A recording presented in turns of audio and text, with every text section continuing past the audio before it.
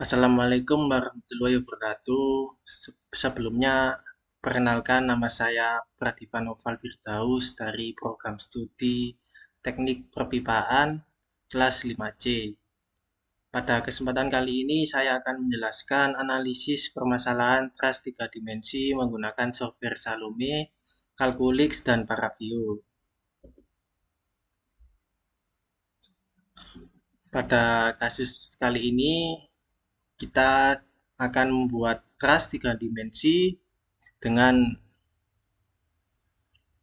model persegi 4. Pada kali ini kita akan menentukan displacement pada masing-masing titik nodal, gaya reaksi di setiap tumpuan, dan tegangan di setiap batang, serta menganalisis material tersebut apakah mengalami kegagalan atau tidak. Pada kasus kali ini, sebuah tangki atau drum memiliki volume yaitu VV liter dengan rumus 4000 tambah 2000 kali NRP dibagi 90, dan oli memiliki massa jenis 900 kg per meter kubik. Sedangkan berat tangki kosongnya sendiri yaitu 500 kg.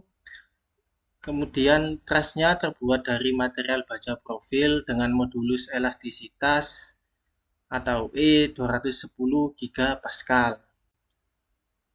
dengan yield stress-nya sekitar 420 MPa.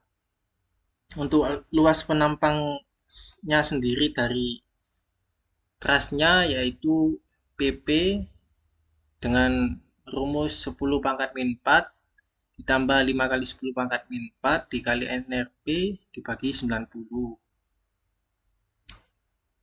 Untuk panjangnya sendiri yaitu LL sama dengan 2 ditambah 4 dikali NRP dibagi 90.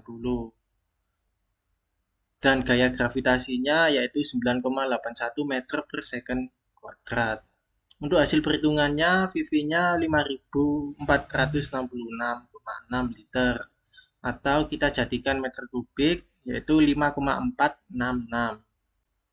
Sedangkan luas penampangnya yaitu 0,000467 dan panjang trusnya yaitu atau LL 4,93 yang dimana NN saya yaitu 66. Untuk sifat material dan dimensi batang. Untuk material pada studi kasus ini kita menggunakan baja karbon yang memiliki modulus elastisitas 210 GPa dan luas penampangnya yaitu 0,000467 meter persegi dan gaya yang diberikan berat oleh tangki yaitu 48.265,2. Nah, untuk mencari gaya yang diberikan dari berat oli tangki tersebut, olinya kita mencari dengan F hukum Newton 2, yaitu F sama dengan massa dikalikan percepatan. Untuk massanya sendiri, kita ganti dengan rho dikalikan volume. Untuk rho olinya yaitu 900 kg per meter kubik, dan untuk volume dari oli tersebut yaitu sekitar 4, berapa 4,6. Dan untuk A-nya kita ambil yang gravitasi yaitu sekitar 9,81. Kemudian kita kalkulasikan dan kita hitung hasilnya yaitu 48.265,2 Newton. Untuk gaya yang diberikan berat tangki kosong yaitu sekitar 4.905 Newton. Untuk gaya tangki kosong ini kita bisa mencari dengan hukum Newton 2 yaitu F sama dengan M kali A. Masanya kita peroleh dari soal tadi 500 dan kita kalikan dengan A-nya yaitu gravitasi. 500 dikali 9,81 hasilnya 4.905 Newton. Untuk total berat tangki kita tambahkan berat tangki kosong ditambah dengan berat oli tersebut. Dan hasilnya yaitu 53.170,2. Untuk beban masing-masing titik gaya sebesar 13.292,5. Nah, untuk total berat tangki tadi kita bagikan 4, kemudian Kenapa kok dibagi 4? Karena pada setiap titik-titik gaya tersebut kita asumsikan mengalami beban atau gaya yang sama beratnya, yaitu sekitar 13.292,5. Untuk model dan mesh 2 dimensi gambar model truss atau gambar model truss. Untuk untuk inspeksinya pada gambar di bawah ini yaitu yang sebelah kiri panjang trussnya sendiri yaitu 4,933 sesuai dengan soal. Untuk yang sebelah kanan menunjukkan setengah panjang dari truss yaitu 2,4. Dan untuk yang di sebelah kiri yaitu 4,9 itu menunjukkan lebarnya. Sedangkan yang di kanan jarak keseluruhan antara truss tadi tinggi atau ketinggian dari truss tadi sekitar 14,799. Untuk hasil meshing pada titik tumpuan dan gaya kita bisa peroleh seperti gambar yang sebelah kiri, yaitu hasil meshingnya pada tumpuan, sedangkan meshing pada titik gaya seperti gambar yang di sebelah kanan. Untuk pada tumpuan kali ini, tumpuannya kita atur di Calculix tidak bergerak ke arah sumbu X, Y, atau Z, atau tumpuannya diam sama sekali.